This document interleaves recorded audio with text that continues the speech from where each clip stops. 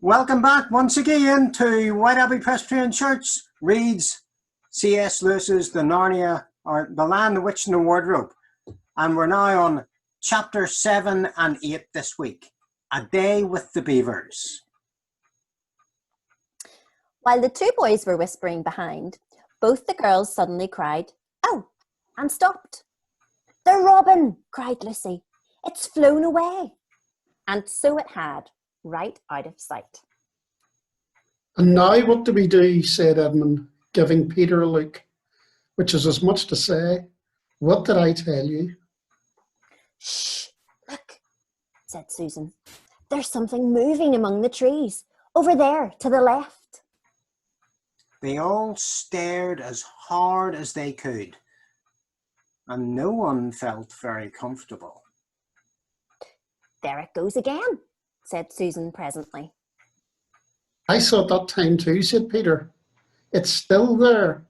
It's just gone behind that big tree." "What is it?" asked Lucy, trying very hard not to sound nervous. "Whatever it is," said Peter, "it's dodging us. It's something that doesn't want to be seen." And then, though nobody said it out loud, everyone suddenly realized the same fact that Edmund had whispered to Peter at the end of the last chapter. They were lost. "What's it like?" said Lucy. It's a kind of animal," said Susan. And then, look, quick, there it is."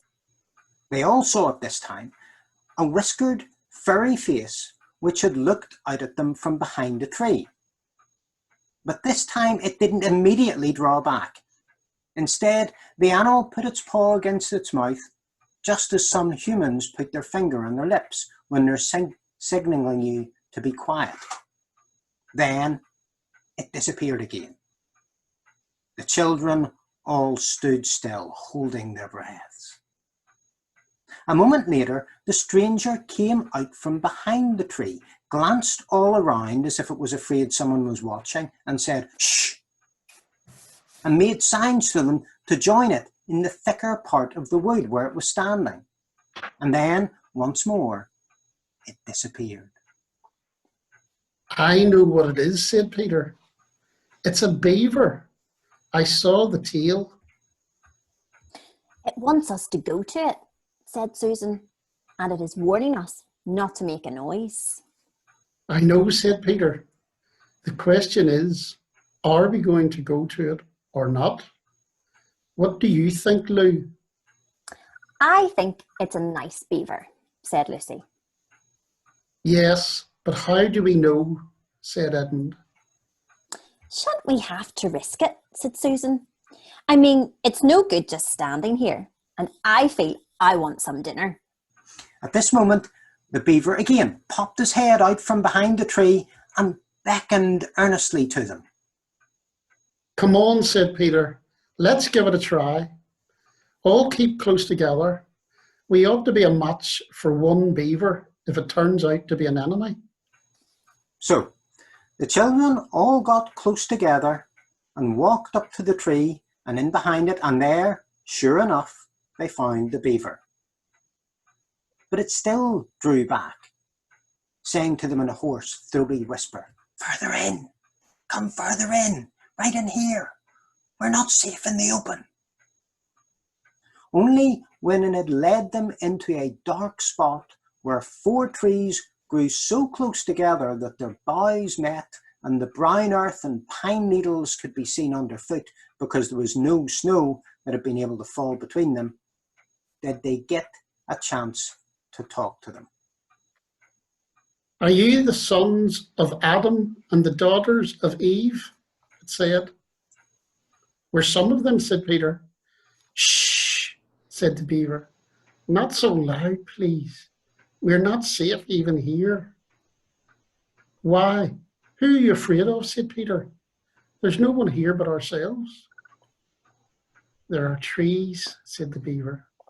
"They're always listening. Most of them are on our side. but there are trees that would be betrayals to her, you know. Who, I mean? And it nodded its head several times. If it comes to talking about sides, said Edmund, how do we know you're a friend? Not meaning to be rude, Mr. Beaver, added Peter, but you see, we're strangers. Quite right, said the Beaver. Here is my token.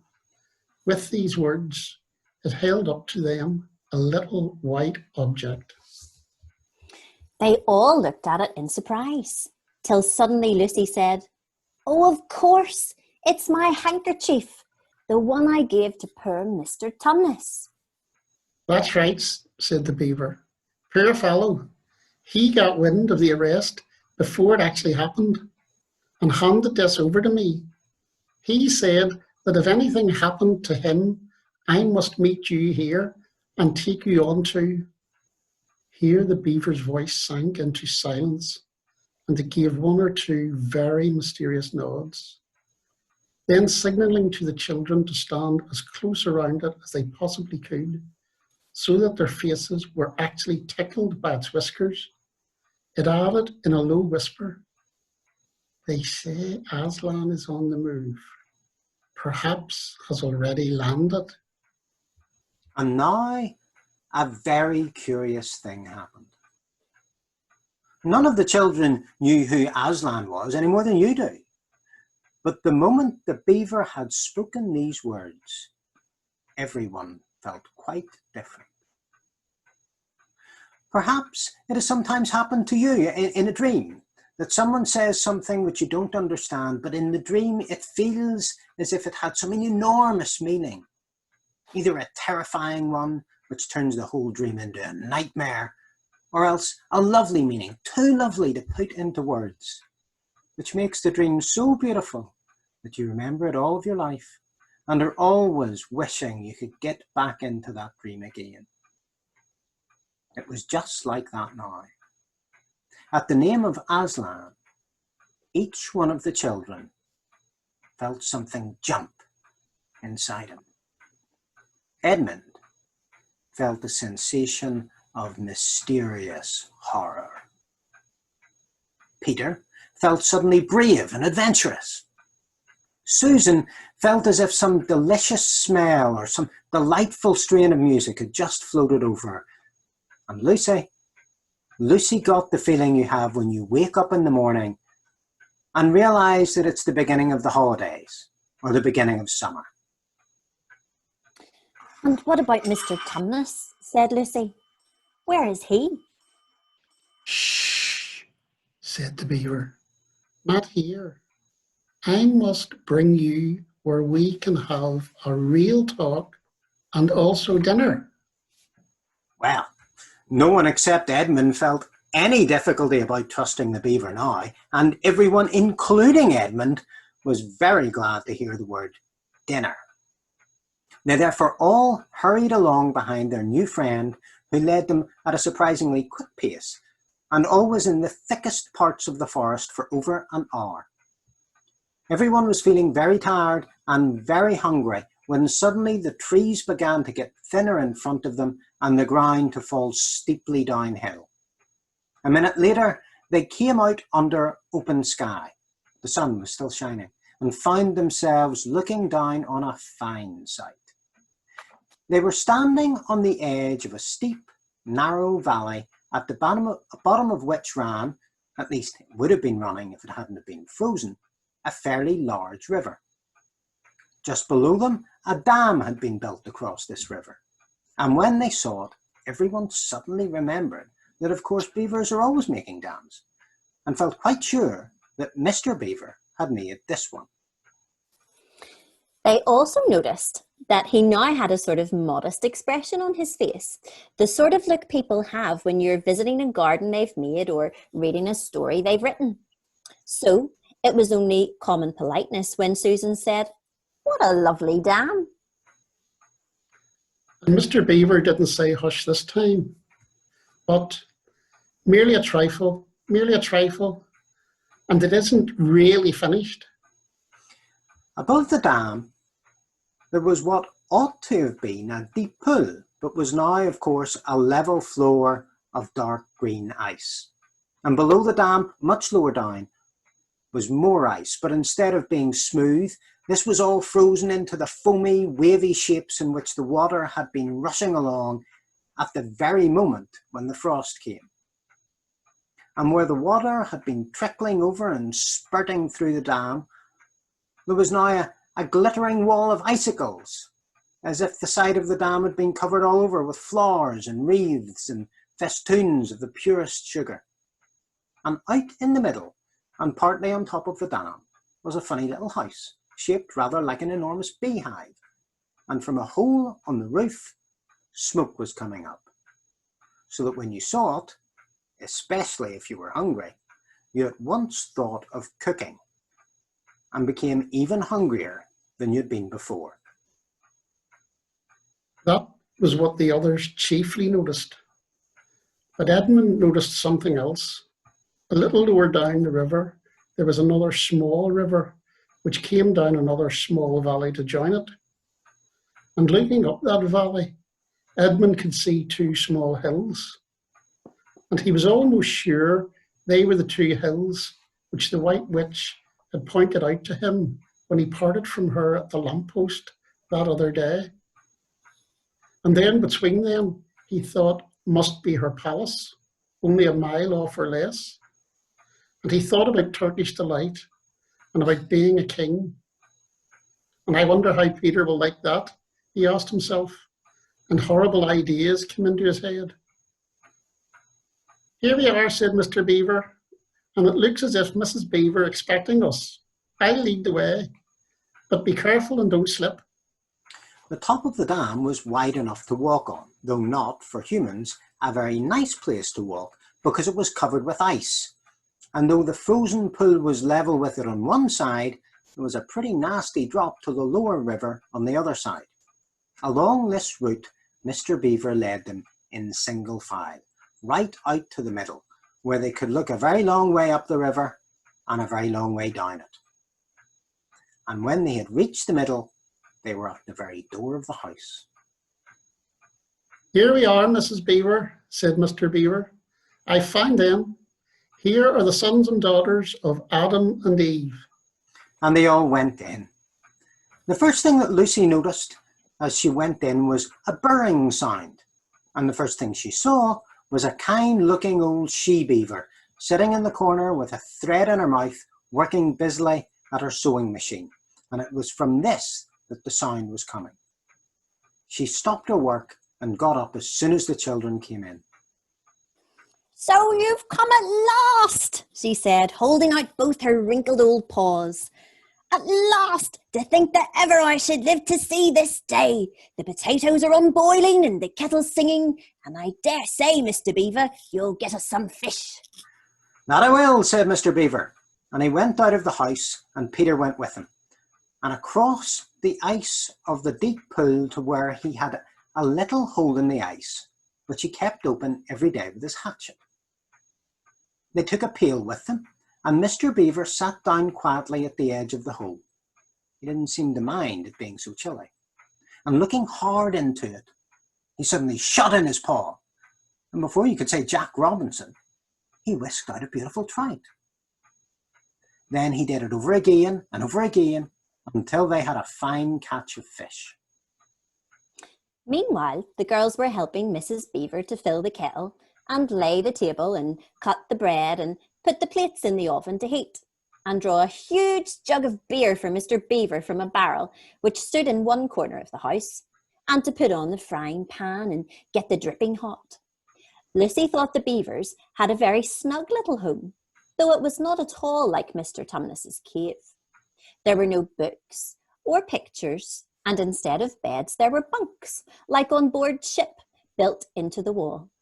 And there were hams and strings of onions hanging from the roof, and against the walls were gumboots and oilskins and hatchets and pairs of shears and spades and trowels and things for carrying mortar in, and fishing rods and fishing nets and sacks.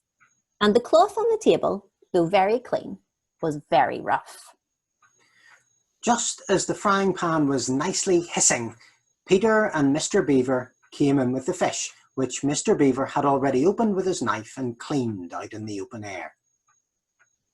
You can think how good the new caught fish smelled when they were frying, and how hungry the children longed for them to be done, and how very much hungrier they still were before Mrs. Beaver said, "Now, we're nearly ready." And Susan drained the potatoes and then put them all back in the empty pot to dry on the side of the range, while Lucy was helping Mrs. Beaver to dish up the trout, so that in a very few minutes everyone was drawing up stools. It was all three-legged stools in the Beaver's house, except for Mrs. Beaver's own special rocking chair beside the fire, and preparing to enjoy themselves. There was a jug of creamy milk for the children. Mr. Beaver, though, stuck to his beer.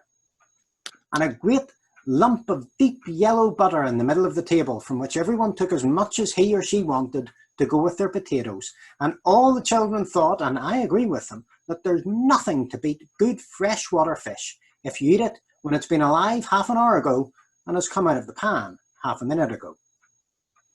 And when they had finished, Mrs. Beaver brought unexpectedly out of the oven a great and gloriously sticky marmalade roll, steaming hot, and at the same time she moved the kettle onto the fire, so that when they had finished their marmalade roll, the tea was made and ready to be poured out. And when each person had got his or her cup of tea, each person shoved back his or her stool so as to be able to lean against the wall, and they all gave a long sigh of content. "And now," said Mr. Beaver, pushing away his empty beer mug and pulling his cup of tea towards him, "if you'll just wait till I've got my pipe lit and going nicely, why, now we can get to business. It's snowing again," he added, cocking his eye at the window. "That's all the better, because it means we shan't have any visitors, and if anyone should have been trying to follow you, why, he won't find any tracks." "And now," said Lucy, "do please tell us what's happened to Mr. Tumnus." "Ah, that's bad," said Mr. Beaver, shaking his head. "That's a very, very bad business. There's no doubt he was taken off by the police. I got that from a bird who saw it done." "But where's he being taken to?" asked Lucy. "Well, they were heading northwards when they were last seen, and we all know what that means." "No, we don't," said Susan, but Mr. Beaver shook his head in a very gloomy fashion. "I'm afraid it means they were taking him to the house," said Mr. Beaver. "But what'll they do to him, Mr. Beaver?" gasped Lucy. "Well," said Mr. Beaver, "you can't exactly say for sure, but there's not many taken in there that ever comes out again. Statues, all full of statues, they say it is. In the courtyard and up the stairs and in the hall, people she's turned." He paused and shuddered. "Turned into stone." "But, Mr. Beaver," said Lucy, "can't we, we must do something to save him. It's too dreadful, and it's all on my account." "I don't doubt you'd save him if you could, dearie," said Mrs. Beaver, "but you've no chance of getting into that house against her will and ever coming out alive." "Couldn't we have some stratagem?" said Peter. "Couldn't we dress up as something, or pretend to be, peddlers or anything, or watch till she was gone out, or, hang it all, there must be some way. This fancy of my sister at his own risk, Mr. Beaver, we can't just leave him to have that done to him." "It's no good, son of Adam," said Mr. Beaver. "No good you're trying, of all people, but now that Aslan is on the move." "Oh yes, tell us about Aslan," said several voices at once. For once again, that strange feeling, like the first signs of spring, like good news, had come over them. "Who is Aslan?" asked Susan. Aslan, said Mr. Beaver, why, don't you know? He's the king. He's the lord of the whole wood. But not often here, you understand. Never in my time or my father's time. But the word has reached us that he has come back. He is in Narnia at this moment. He'll settle the White Queen all right. It is he, not you, that will save Mr. Tubness. She won't turn him into stone too, said Edmund. Lord love you, son of Aslan. Son of Adam, what a simple thing to say, answered Mr. Beaver, with a great laugh. Turn him into stone. If she can stand on her 2 feet and look him in the face, it'll be the most she can do, and more than I expect of her. No, no, he'll put all to rights, as it says in an old rhyme in these parts. Wrong will be right when Aslan comes in sight. At the sound of his roar, sorrows will be no more. When he bares his teeth, winter meets its death, and when he shakes his mane, we shall have spring again. You'll understand when you see him. But shall we see him? Asked Susan. Why, daughter of Eve, that's what I brought you here for. I'm to lead you where you shall meet him, said Mr. Beaver. Is he a man? Asked Lucy. Aslan, a man? Asked Mr. Beaver sternly. Certainly not.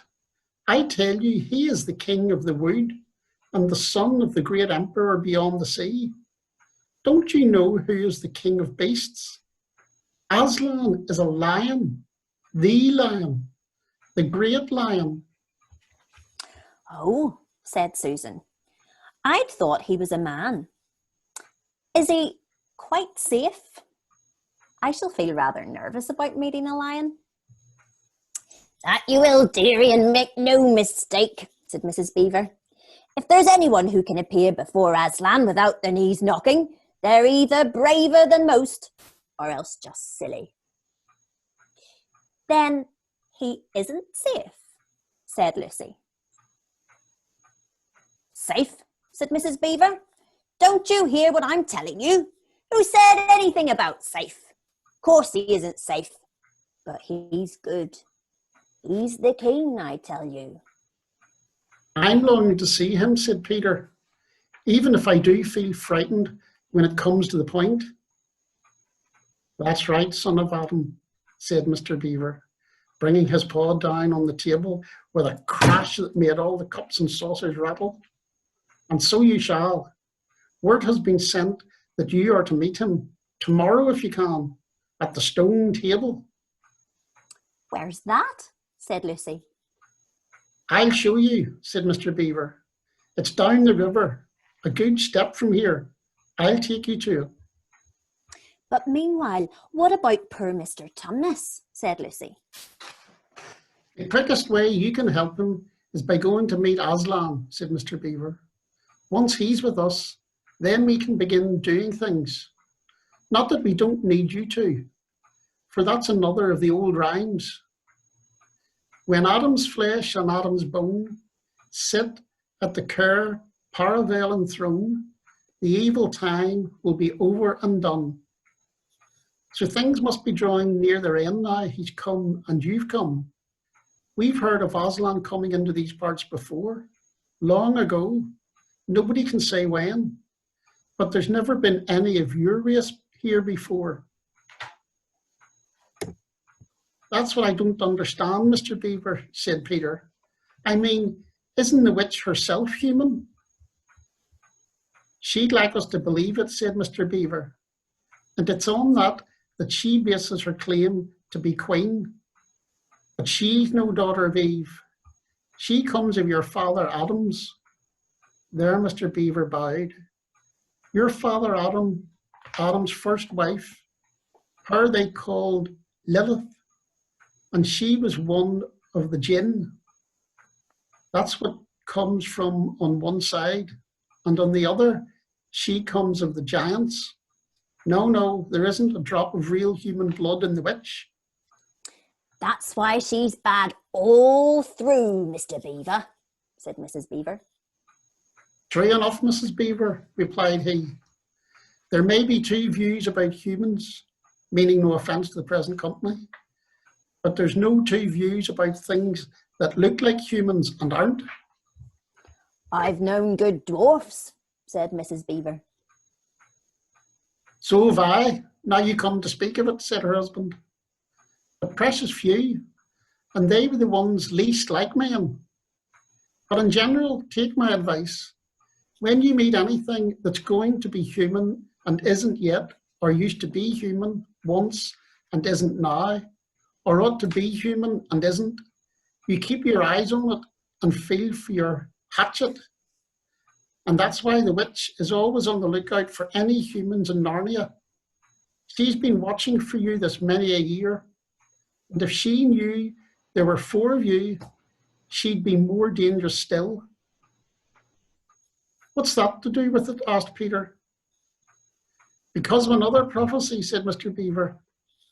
Down at Cair Paravel, that's the castle on the sea coast down at the mouth of this river, which ought to be the capital of the whole country, if all was as it should be. Down at Cair Paravel, there are 4 thrones, and it's a saying in Narnia, time out of mind, that when 2 sons of Adam and 2 daughters of Eve sit in those 4 thrones, then it will be the end, not only of the White Witch's reign, but of her life. And that is why we had to be so cautious as we came along. For if she knew about you 4, your lives wouldn't be worth a shake of my whiskers. All the children had been attending so hard to what Mr. Beaver was telling them that they hadn't noticed anything else for quite a long time. Then, during a moment of silence that followed his last remark, Lucy suddenly said, I say, where's Edmund? There was a dreadful pause. And then everyone began asking, well, who saw him last? How long has he been missing? Is he outside? And then all rushed to the door and looked out. The snow was falling thickly and steadily. The green ice of the pool had vanished under a thick white blanket. And from where the little house stood in the centre of the dam, you could hardly see either bank. Out they went, plunging well over their ankles into the soft, new snow, and went round the house in every direction. Edmund! Edmund! They called till they were hoarse. But the silently falling snow seemed to muffle their voices, and there wasn't even an echo in answer. How perfectly dreadful, said Susan, as they at last came back in despair. Oh, how I wish we'd never come. What on earth are we to do, Mr. Beaver? Asked Peter. Do you? Said Mr. Beaver, who was already putting on his snow boots. Do? We must be off at once. We haven't a moment to spare. We'd better divide into 4 search parties, said Peter, and all go in different directions. Whoever finds him must come back here at once and... Search parties, son of Adam, said Mr. Beaver. What for? Why, to look for Edmund, of course. There's no point in looking for him, said Mr. Beaver. What do you mean? Said Susan. He can't be very far away yet, and we've got to find him. What do you mean when you say there's no use looking for him? The reason there's no use looking, said Mr. Beaver, is that we know already where he's gone. Everyone stared in amazement. Don't you understand, said Mr. Beaver. He's gone to her, to the White Witch. He has betrayed us all. Oh, surely. Oh, really, said Susan. He can't have done that. Can't he? Said Mr. Beaver, looking very hard at the 3 children. And everything they wanted to say died on their lips, for each felt suddenly quite certain inside that this was exactly what Edmund had done. But will he know the way? Said Peter. Has he been in this country before? Asked Mr. Beaver. Has he ever been here alone? Yes, said Lucy, almost in a whisper. I'm afraid he has. And did he tell you what he'd done or who he'd met? Well, no, he didn't, said Peter. Then mark my words, said Mr. Beaver. He has already met the White Witch and joined her side and been told where she lives. I didn't like to mention it before, he being your brother and all. But the moment I set eyes on that brother of yours, I said to myself, treacherous.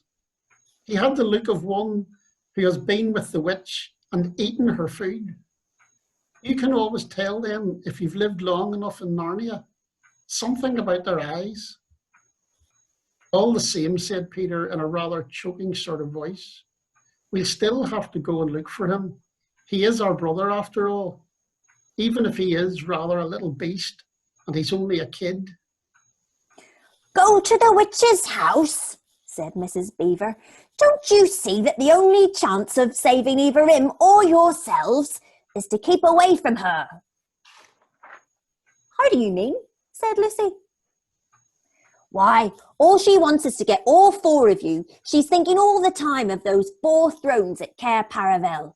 Once you were all 4 inside her house, her job would be done, and there'd be 4 new statues in her collection before you'd have time to speak. But she'll keep him alive as long as he's the only one she's got, because she'll want to use him as a decoy, as bait to catch the rest of you with. Oh, can no one help us? Wailed Lucy. Only Aslan, said Mr. Beaver. We must go and meet him. That's our only chance now. It seems to me, my dears, said Mrs. Beaver, that it is very important to know just when he slipped away. How much he can tell her depends on how much he heard. For instance, had we started talking of Aslan before he left? If not, then we may do very well, for he won't know that Aslan has come to Narnia or that we are meeting him, and will be quite off her guard as far as that is concerned. I don't remember him being here when we were talking about Aslan, began Peter. But Lucy interrupted him. Oh, yes, he was, she said miserably. Don't you remember? It was he who asked whether the witch couldn't turn Aslan into stone as well. So he did, by Jove, said Peter. Just the sort of thing he would say too. Worse and worse, said Mr. Beaver. And the next thing is this. Was he still here when I told you that the place for meeting Aslan was the stone table? And of course, no one knew the answer to this question. Because if he was, continued Mr. Beaver, then she'll simply sledge down in that direction and get between us and the stone table and catch us on our way down. In fact, we shall be cut off from Aslan. But that isn't what she'll do first, said Mrs. Beaver. Not if I know her. The moment that Edmund tells her that we're all here, she'll set out to catch us this very night. And if he's been gone about half an hour, she'll be here in about another 20 minutes. You're right, Mrs. Beaver, said her husband. We must all get away from here. There's not a moment to lose.